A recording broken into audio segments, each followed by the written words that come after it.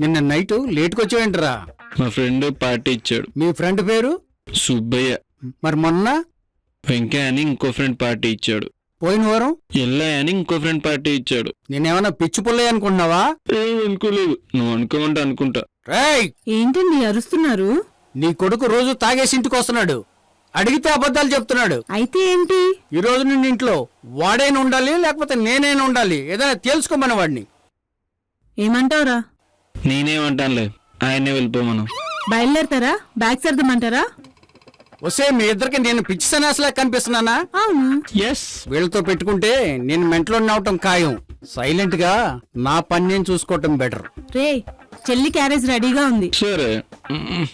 అమ్మాయి జీతం 15,000 కదా? అవును. పోయిన నెల నీకు జీతం ఎంత ఇచ్చింది? 7,000. మిగతాది 3,000 దాని ఖర్చులు కుంచుకొని